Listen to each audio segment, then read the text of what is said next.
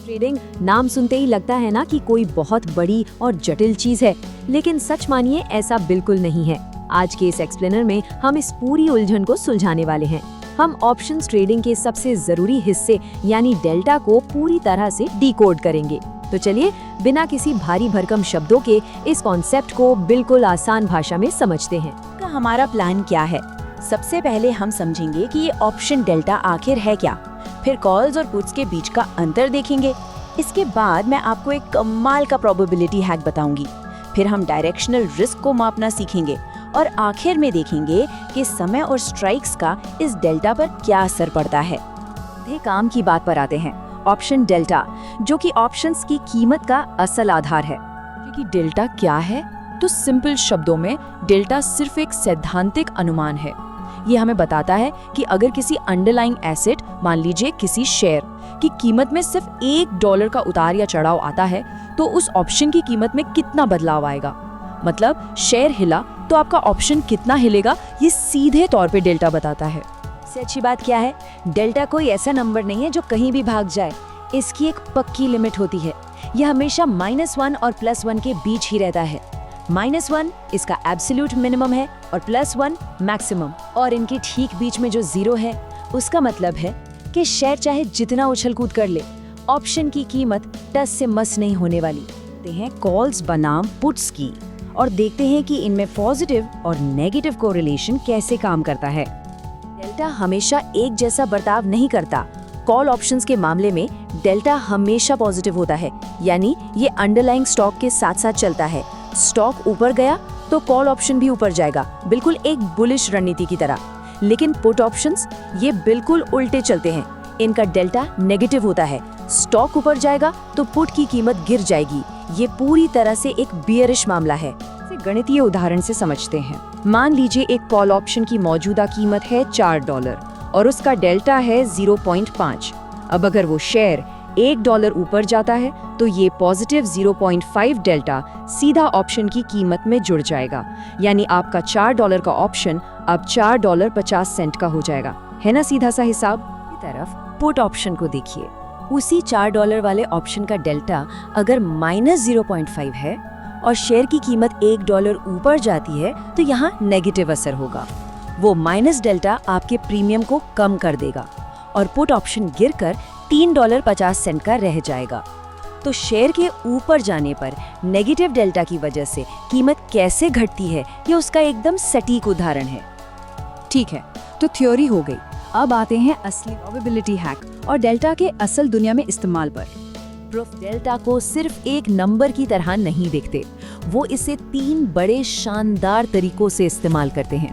पहला, अपना overall directional risk मापने के लिए। दूसरा, ट्रैक्शन या संवेदनशीलता देखने के लिए।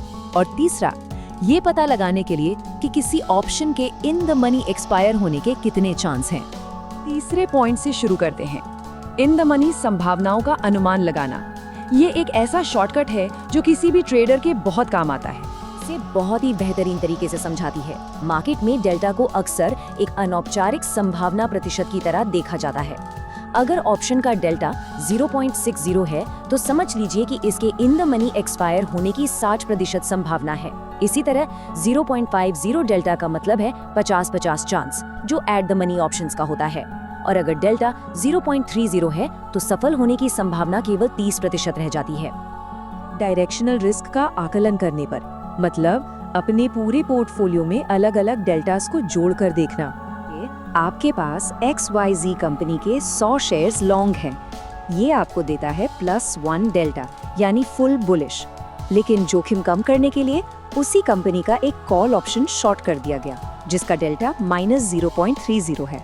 अब नेट डेल्टा क्या हुआ? दोनों को मिलाने पर बचा +0.70। इसका मतलब है कि इतनी एडजस्टमेंट के बाद भी ये रणनीति कुल मिलाकर अभी भी बुलिश ही है। चलिए आकलन करते हैं। जैसे जैसे options deep in the money होते हैं, उनकी संवेदनशीलता कैसे बढ़ती है, ये समझना बहुत जरूरी है। होता क्या है, option deep in the money चला जाता है तो उसका डेल्टा +1 की तरफ भागने लगता है, और जब ये +1 हो जाता है तो ऑप्शन बिल्कुल उस अंडरलाइंग शेयर की तरह ही काम करने लगता है। शेयर $1 ऊपर गया, आपका ऑप्शन भी $1 ऊपर जाएगा। एकदम कदम से कदम मिलाकर। एक बहुत ही दिलचस्प सवाल आता है, जरा सोचिए, जब ऑप्शन की एक्सपायरी डेट बिल्कुल करीब आ जाती है तब इस डेल्टा का क्या होता है? ये एक ऐसा पॉइंट है जो मार्केट के पूरे गेम को बदल सकता है। और यही एंट्री होती है हमारे समय, स्ट्राइक्स और डेल्टा। ऑप्शंस की प्रकृति बहुत ही डायनामिक होती है। देखिए, डेल्टा कोई पत्थर की लकीर नहीं है। एक इन द मनी सिचुएशन को इमेजिन करते हैं। मान लीजिए शेयर का भाव $40 चल रहा है और कॉल ऑप्शन का स्ट्राइक प्राइस है $35। मतलब स्टॉक की कीमत स्ट्राइक प्राइस से ज्यादा है, तो ये पहले से ही काफी अच्छी वैल्यू में है। समझिए, जब एक्सपायरी में 60 दिन बचे थे तो डेल्टा था 0.96, लेकिन जैसे जैसे दिन बीतते हैं और एक्सपायरी का दिन आता है, ये डेल्टा पूरे 100% की तरफ चला जाता है। एकदम आखिरी दिन यानी 0 दिन पर ये सीधा +1 हो जाता है, क्योंकि अब इसके मुनाफे में एक्सपायर होने में कोई शक नहीं बचा है। अब इसके बिल्कुल मनी परिदृश्य को देखते हैं। शेयर की कीमत वही $40 है, लेकिन इस बार कॉल ऑप्शन का स्ट्राइक प्राइस $45 है। जाहिर है इस वक्त इसमें कोई इंट्रिंसिक वैल्यू नहीं है। क्या होगा जब 60 दिन बचे थे तो डेल्टा था 0.08, मतलब सफल होने की सिर्फ 8% उम्मीद थी। लेकिन जैसे जैसे एक्सपायरी करीब आती है, ये उम्मीद भी टूटने लगती है और 0 डेज तक पहुंचते पहुंचते डेल्टा बिल्कुल 0 हो जाता है, क्योंकि अचानक से शेयर के $45 पार करने का कोई चांस ही नहीं रहता। तो समझ आता है, सबसे जरूरी बात यह है कि डेल्टा हमेशा एकदम सटीक रहने वाला कोई जादू नहीं है। जब शेयर की कीमत में अचानक से कोई बड़ा बदलाव आता है, तब डेल्टा केवल एक सैद्धांतिक अनुमान रह जाता है। और डेल्टा में जो ये खुद का बदलाव होता है ना, उसे मापने के लिए एक दूसरा ग्रीक इस्तेमाल होता है जिसे गामा कहते हैं। अगर डेल्टा सिर्फ $1 के मूव को मापता है और गामा खुद डेल्टा के बदलाव को मापता है, तो फिर थीटा और वेगा जैसे बाकी ग्रीक्स क्या करते हैं? वो पोर्टफोलियो के किन छिपे हुए जोखिमों को बढ़ाते या घटाते हैं? ये सच में एक बहुत ही रोमांचक सवाल है।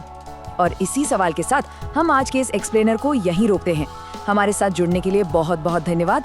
और हाँ, इन बाकी ग्रीक्स के राज हम अगले एक्सप्लेनर में जरूर खोलेंगे।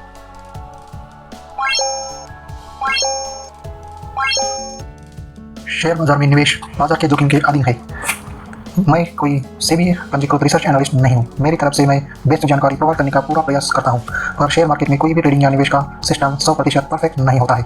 इस वीडियो में दिखाई गई जानकारी से आपको शेयर बाजार में 100% लाभ ही होगा, इसकी कोई गारंटी नहीं है। आपको इससे नुकसान भी उठाना पड़ सकता है।